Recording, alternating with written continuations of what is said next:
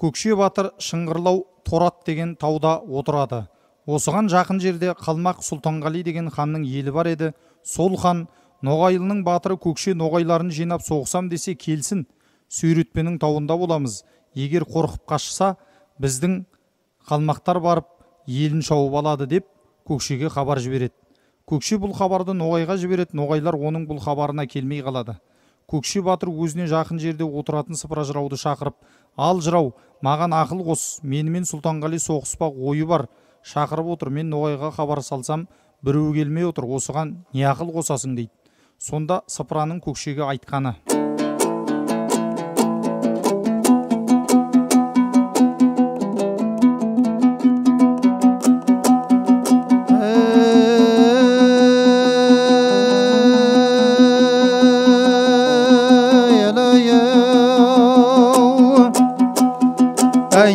Ер көкшеңей, айтайын ақыл мен көкшем, бұл жерден әскер жинамаңей, қобданың қалың жағасы. Сол жерде барды сұрасаң, ай орақ мамай телағы, сұрасаң көмек беретін Ноғайдың сонда баласы. Хан мамайға хабар ет, адам мен атты жіберет, Көкше саған еретін, қалмақпен олар жауласты. 8 жасар күнінен сені жалғыз дегесін, олар шыдай алмасты, арына шыдап тұра алмас, бәрің Ноғай елесің. Ай жақын жерде ит қалмақ етектен алып жармасты. Содан көмек сен алып, қалмақтан сөйтіп кек алып, жалғыз барып ұрынба, сөйтпесең жауға болмастың. Сыпыраның бұл ақылын жөн көріп, бір кісіге жаңағы жағдайын айтып, оны қоя берді. Осы хабар Мамайға жетті. Мамай хан Орақты Жаңбыршұлы Телағыс батырды шақырып алып, сондағы Мамайдың айтқаны: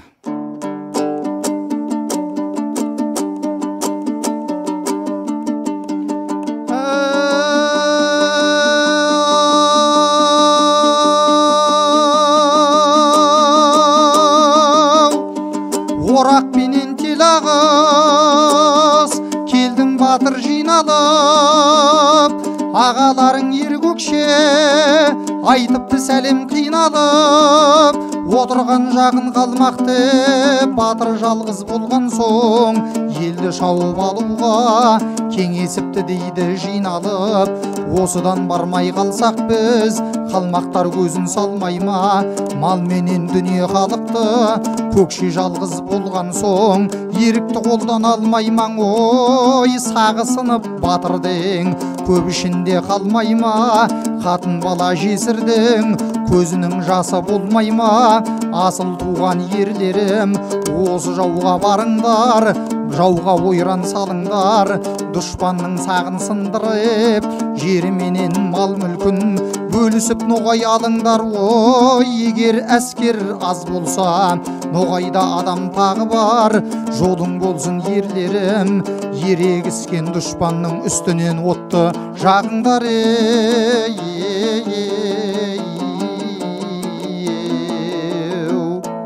Орақпенен Жаңбыршұлы Телағыс қастарына 40 әскер ертіп Көкшенің еліне келеді.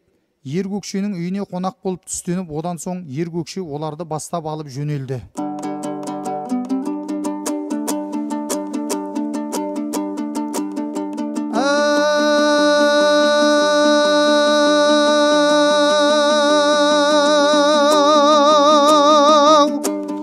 Жөнелді ерлер жөнелді, мінгені өңкей сал бедеу, ауыздықпен алысып, табан жолмен тартысып, дөңгеленіп келеді. Күні түні жол жүрді, аз ғана емес мол жүрді. 25 күн болғанда Сүйретпенің ұзын тау, қарасын сонда көреді. Басына таудың көз салсам, жүрген қаптап қалың жау, ой құмырсқадай қой қаптайды. 43 кісі әскерде даярлана береді. Әуелгі айтқан хабармен Айсаның ұлы Ерахмет, Батыралау Ерамет, Шынтасұлы Төрехан, 8 кісі жолдаспен бұлар да жетіп келеді. Қаптаған жауды көреді, көріп көңіл бөледің.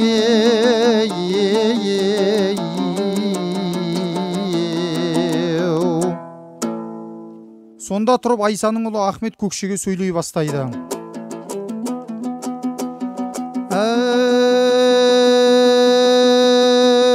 Ай ер көкшем, қара құрттай қайнаған қалың жауды көр көкшем, айтқан сізге хабармен еліңе келдім мен көкшем. Кетті көкше деген мен кейіс қылар деп сенім, артыңнан келіп отырмын бұл не етіме сен көкшем. 8 кісі жолдас қасымда, бәрі де өңкей асылдары. Алау батыр Ерамет, Шынтасұлы Төрехан, Асанның ұлы Ерабат, Ақжонасұлы Ергеңес. Бірінен бірі кем емес, кем дегенім жөн емес. Қысылар кезең келгенде бір кісіге 1000 кісі болар деймін, бір теңде жиналған өңкей батырлары. Қолдарында болат асыл бар, үстерінде кілең көк темір, ақ сүңгі найза өңгерген, азын көпке теңгерген, тұлпар мініп астына, жауды көрсе ашына. 2 батыр тең келген, қайырлы болсын сапарың жауға бұлары түйгенде. Әлі қалмақтар жаман сенделген.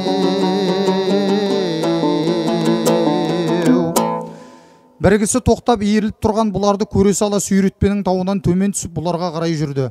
Көп ұзамай келіп те қалды. Бұған қарсы ерлердің ішінен ер көкшеде шығып бұған қарсы жүрді. Көкшеге жақындап келіп сөйлей бастады.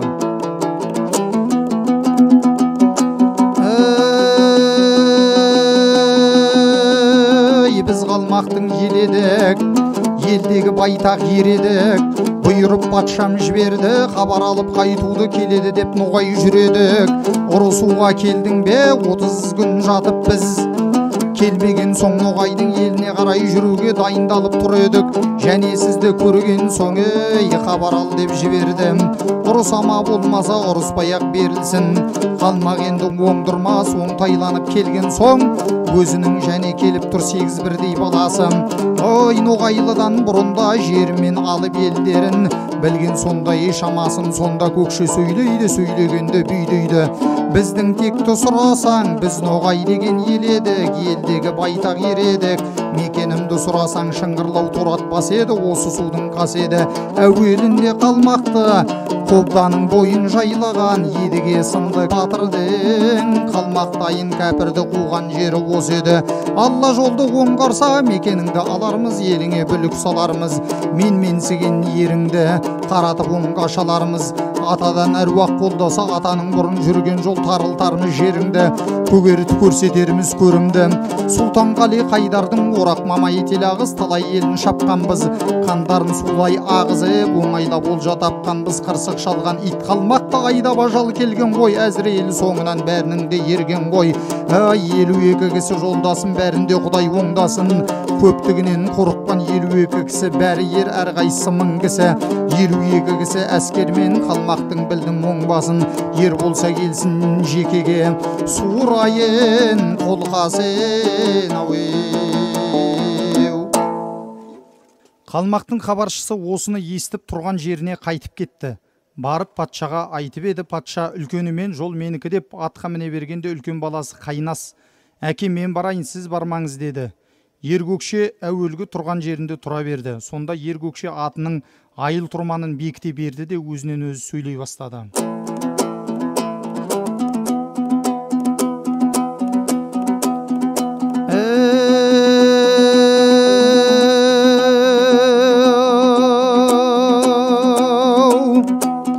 Жасаған Алла жан ие, жауда жақын келденді, қимылдайтын жер келді, Алла салар оңдаса.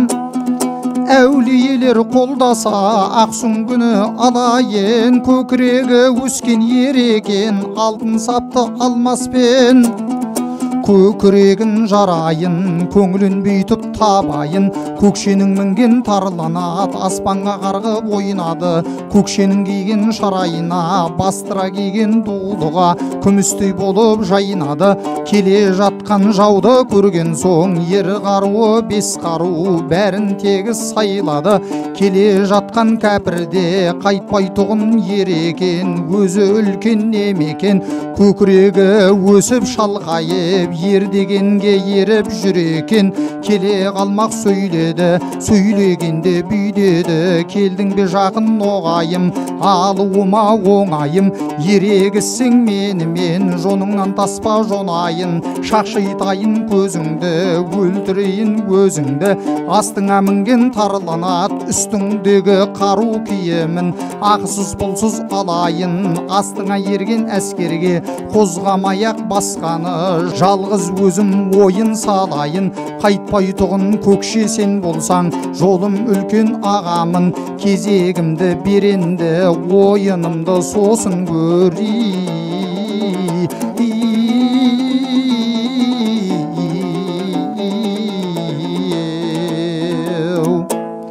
деп еді. Көкше қалмақтың кезегін беріп, тарланаттың басын тартпай қақшиып тұрды.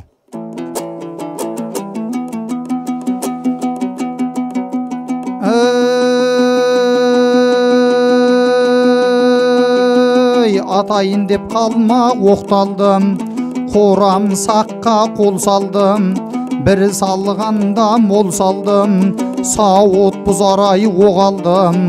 Қақ жүректің ай тұсы деп, өлер жерің ай осы деп, кезеп қалма оғаттым. Көкшенің мінген тарланат, бұға жата қаладым. Оғы тимей қалмақтың көкірегі ғой жанадым. Тағы кезебай оғаттым, оғынан қарғыбай атастым. Тағы кезеп тағаттым, бұлтарып атта кетіптім. Қапталдан оғы ғой өтіптім, сонда қалмақ қашадың, көкше дейін батырдың, әруағы ғой асадым. Келген жау ғой қашқан соң, қайраты судай тасадым. Қайнастайын кәпірдім, шашақты болат найзамен, ақса оттың ай сыртынан, ажал оқтың тұсы деп, өлер жері осы деп, батыр көкше шаншады. Арқаға найза кірген соң, аттан қалмақ құладым. Өгіздейін ай өкіріп, көкше түсіп ай атынан, өңешке қанжарай тығадың.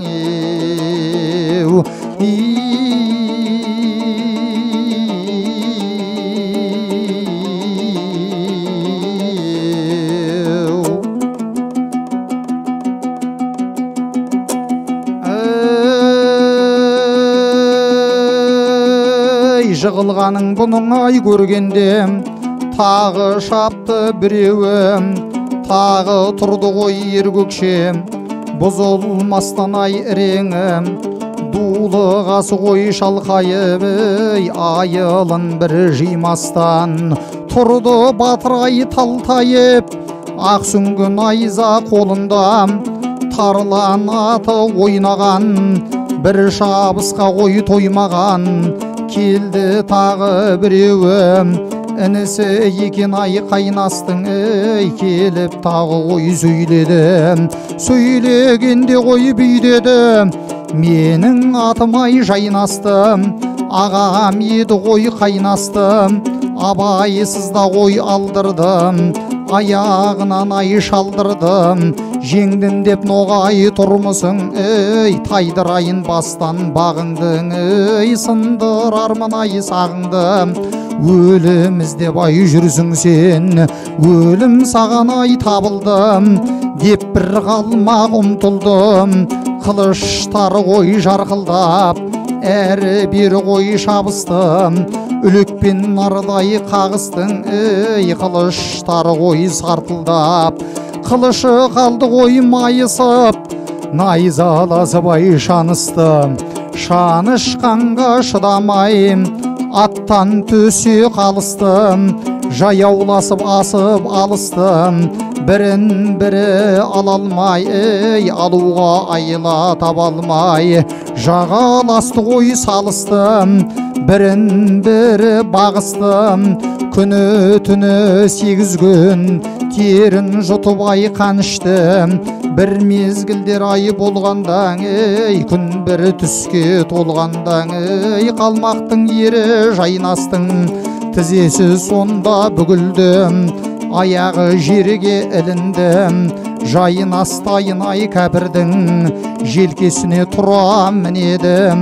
Алтын сапты қанжармен тамағынан ай тіледім. Қол аяғын ай байладым, кірерге көрін сайладым. Ағасының ай қасына апарып мұны ғой жайладым. Өлтірген соң ердің екеуін, қайраты ердің ай қайнадың еу.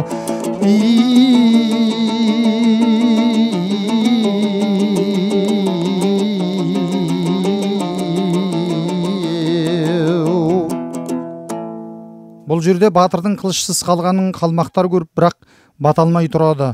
Енді қалмақ екі баласы өлген соң, олардың өлгенін көзі көрген соң, қайғыға шыдай алмай, сары тұлпарға үш сүрініп барып зорға мінеді.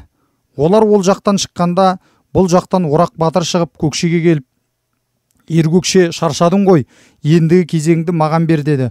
Көкше қайтып барып топқа қосылды. Сөйтіп тұрғанда Сұлтанғали қалмақта Орақтың қасына келіп сөйлей бастады.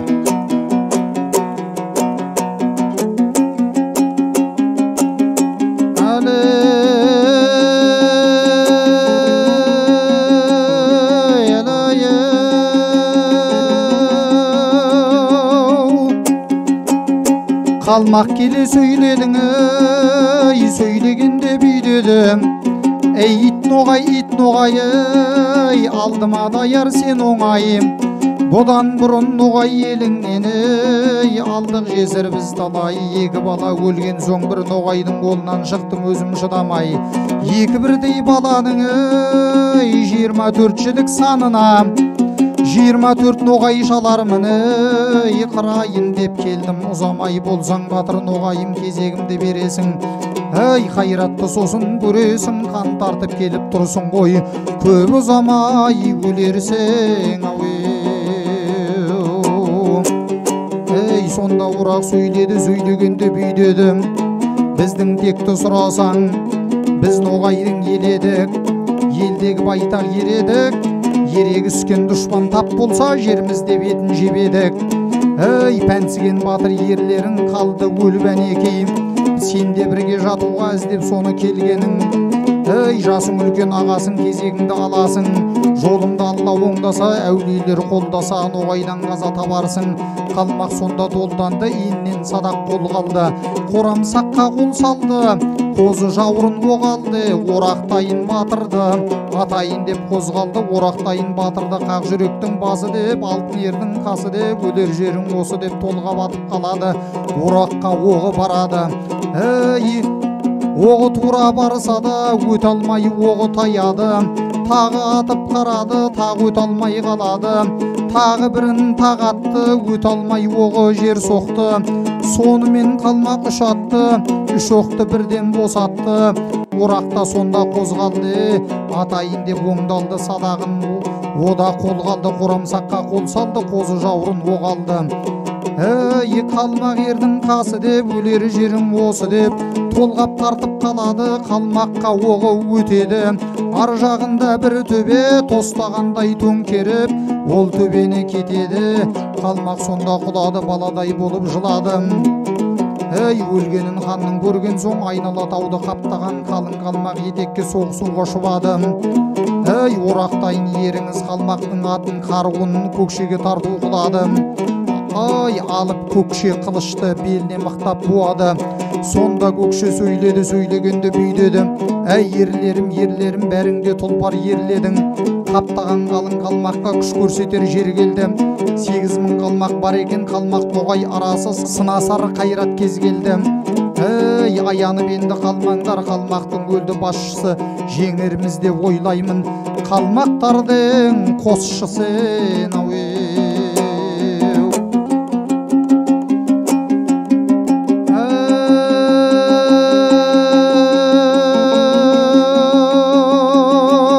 жаудан бетті бұрмалық деп бір ерлері кеңесті.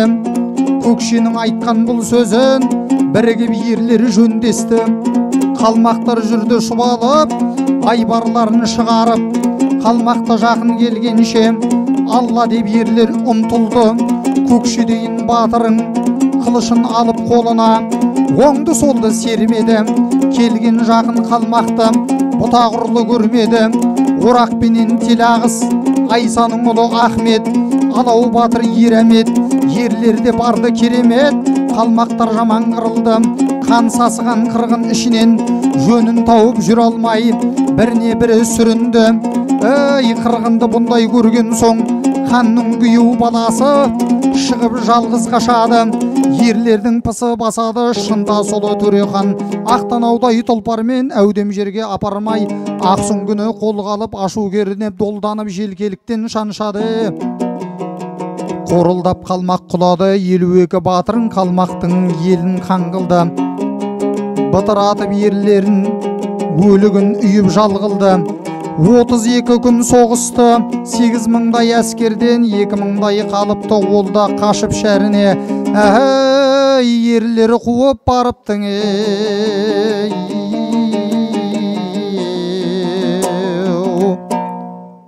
Еліне барып тағы соғысып, елін көндіріп алып, мал дүние мүлкін алып еліне қайтады. 52 кісіден 9 кісі өледі.